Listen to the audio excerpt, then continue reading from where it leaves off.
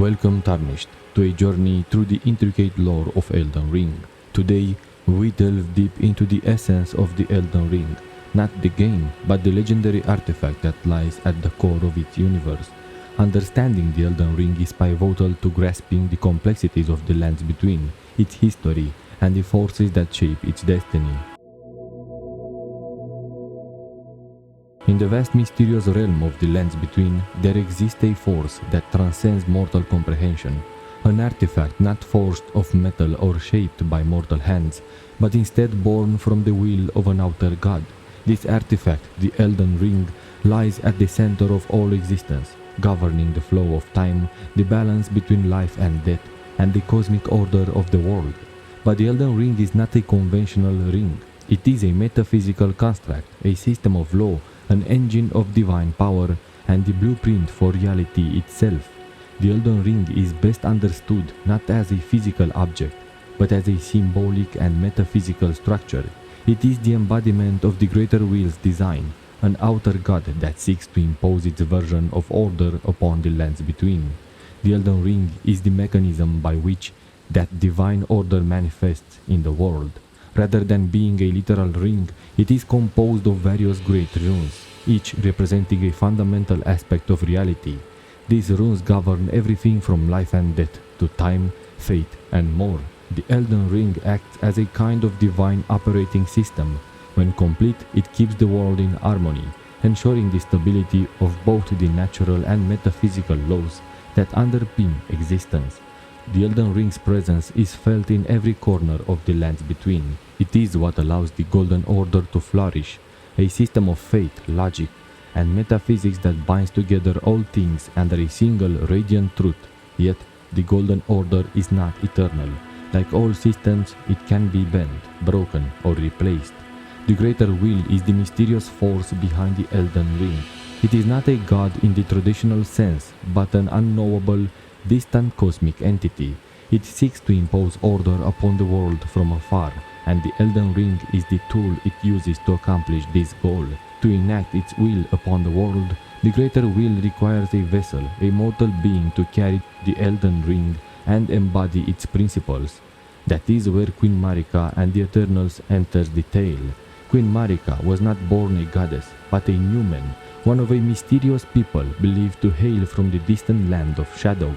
As a chosen Empyrean, she was elevated by the Greater Will to serve as the vessel of the Elden Ring. In this role, she became not only the divine ruler of the lands between, but also the living embodiment of the Golden Order. Marika's rule was transformative. She enacted the will of the Greater Will with fervor and reshaped the world according to its divine logic. But even divine vessels can question their creators. Over time, Marika began to bend the laws of the Elden Ring to serve her own vision, one that diverged from the Greater Will's. If you are enjoying the journey so far, lore lovers, don't forget to like and subscribe. It helps Liandrug grow and reach more curious minds, and it fuels more videos like this, crafted for those who love to dig into the depths of forgotten myths and shattered worlds. Thank you.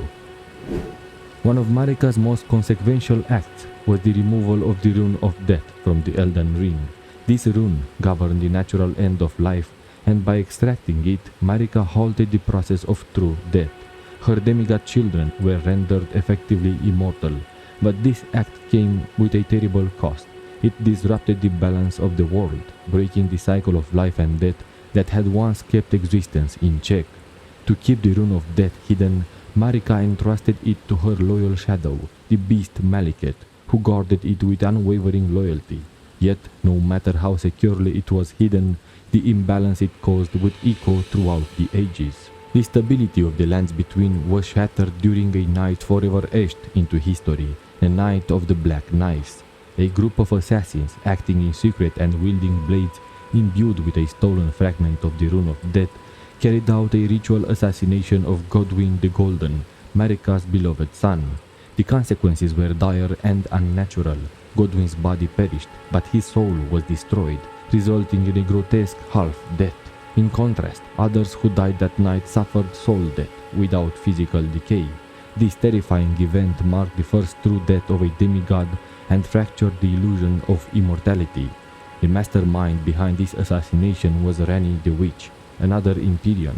In defying the greater will, Rani sought to sever herself from its control and initiate a new order, one free of divine imposition.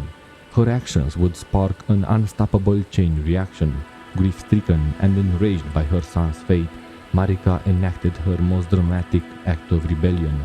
She took the hammer of her consort, Radagon, and shattered the Elden Ring. This act of defiance against the greater will split the Elden Ring into great runes, scattering its power across the realm and severing the world from divine order.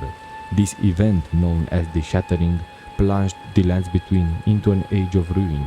The demigods, Marika's many children, claimed these great runes for themselves and waged war against one another for dominance. Each sought to assert their vision of order or chaos, but none could restore the Elden Ring to its former glory. Without a central authority or a complete order, the Golden Order crumbled. The Earth Tree, once a symbol of divine blessing and prosperity, now stood as a hollow monument. The world was left in disarray, and the people suffered as reality itself began to bend and twist under the strain of the broken ring. Each great rune is more than a fragment of power, it is a piece of the fundamental design of the universe. The great runes that remained after the Shattering were inherited by demigods, and each rune represented their nature, ideals, or sins. Some examples include the Mending Rune of the Death Prince, created through the legacy of Fia. It reintroduces the concept of death into the world, acknowledging its necessary role. The Mending Rune of Perfect Order, sought by the Stoic Gold Mask, it aims to repair the inconsistencies within the Golden Order and force a pure, unshakable version of reality. The Mending Rune of the Fell Curse, birthed by the Dung Eater, it introduces an eternal curse into the world's fabric, challenging every notion of grace and purity.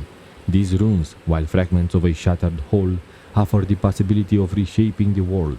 With the power of the runes, one might not only restore the Elden Ring, but redefine what reality itself means. In conclusion, the Elden Ring is more than just a divine artifact. It is the living law that binds the lands between. Its great runes define the laws of nature and the structure of the world. When whole, the ring ensures stability, life, and order. When broken, it unleashes chaos, death, and transformation. As a tarnished, the player steps into this broken world with a single goal: to gather the runes, confront the demigods, and become Elden Lord. Yet, what that truly means depends on the runes you choose to wield and the order you decide to impose. Will you restore the Golden Order, embrace chaos, or forge a new path untouched by gods? In the end, the Elden Ring is not simply a thing to be reclaimed. It is a question to be answered. What kind of world will you create? And so, the tale of the Elden Ring draws to a close, at least for now. If you enjoyed this story, please like, share, and subscribe to Liandrug, where the echoes of lost legends are always waiting to be heard. And if you want to dive even deeper, join our Discord, a cozy, welcoming realm for lore lovers like you, where we explore, discuss, and connect over the stories that shape our favorite worlds. Until next time, may grace guide you.